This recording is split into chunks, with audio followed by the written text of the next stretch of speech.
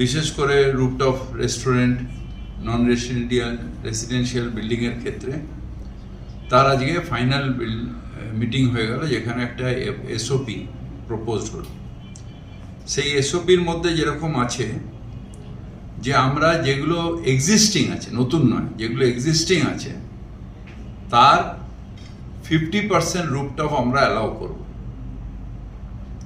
আর 50% তাদের রাখতে হবে ওই বাড়ির মানুষকে, যাতে রেস্কিউ আমরা করতে পারি। রাস্তার দিকে ওরা রেস্টুরেন্ট করতে পারবে না 50%-এর মধ্যেও। রাস্তার দিকে যেখানে আমাদের হাইড্রোলিক ল্যাডার যাবে, যেখান দিয়ে রেস্কিউ করবে, সেই জায়গাটা খালি রাখতে হবে। দ্বিতীয়ত হচ্ছে যে সিঁড়িটা, যেরকম স্টিফেন কোর্টে হয়েছিল, যে সিঁড়িটার মধ্যে কোলাপসাল গেট আটকে রেখে দিয়েছিল বলে সবাই সিঁড়ির কাছে এসে মারা গেছিল, অতগুলো মানুষ পুড়ে গেছিল।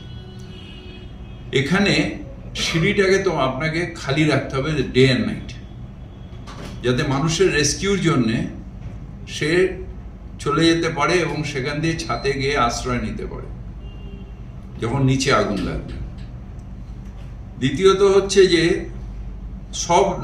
সব নন রেসিডেন্সিয়াল এলাকায়, সেটা হোটেল হোক, রেস্টুরেন্ট হোক, স্কুল হোক, ফ্যাক্টরি হোক, সবগুলো জায়গায় ফায়ার একটা অডিট করবে।